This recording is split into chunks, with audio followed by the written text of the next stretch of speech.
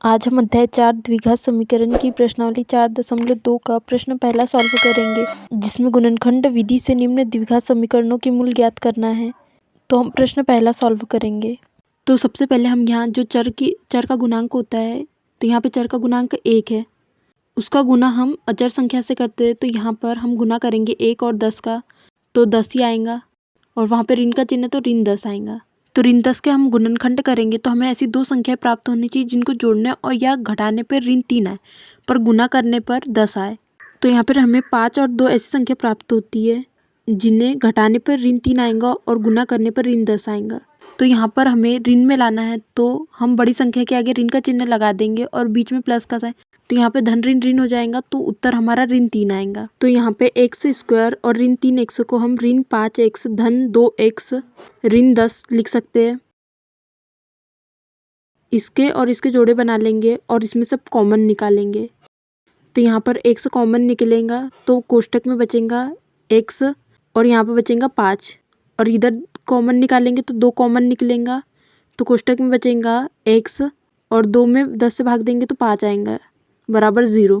तो यहाँ पर कोष्टक में दोनों संख्याएं समान है, तो मतलब हमारा आंसर सही है।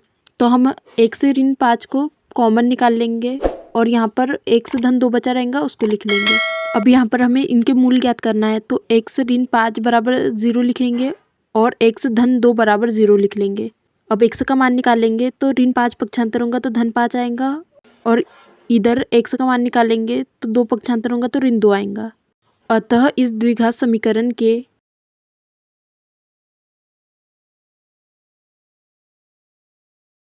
मूल 5 तथा ऋण 2 है। अब हम प्रश्न दूसरा सॉल्व करेंगे। तो इसमें जो चर का गुणांक 2 है उसका गुना हम अचर संख्या ऋण 6 से करेंगे, तो हमें ऋण 12 प्राप्त होगा।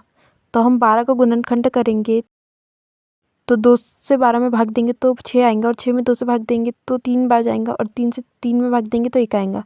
तो यहाँ पर हम 2 और 2 का गुना कर लेंगे तो 4 प्राप्त होगा, और एक संख्या 3 प्राप्त होंगी। तो हम 4 में से 3 को घटाएंगे तो 1 प्राप्त होगा।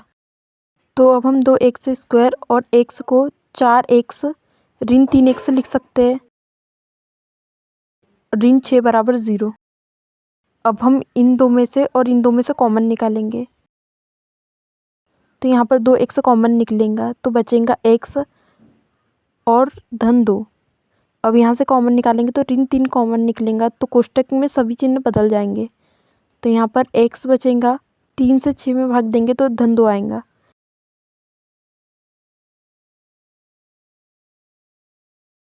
अब यहाँ पर x धन 2 कॉमन निकल जाएंगे, और जो बची संख्या 2x ऋण 3 है उसको लिख लेंगे बराबर 0। अब हमें इसके मूल ज्ञात करना है, तो x धन 2 बराबर 0 और 2x ऋण 3 बराबर 0 लिख लेंगे। अब हमें x का मान निकालना है, तो 2 पक्षांतर होगा तो ऋण 2 आएगा, और यहाँ पर x का मान निकालेंगे तो ऋण 3 पक्षांतर होगा तो 3 आएगा। 2 गुने में है तो इधर पक्षांतर होगा तो बट्टे में आ जाएगा। अतः दो मूल ऋण 2 तथा 3/2 होंगे।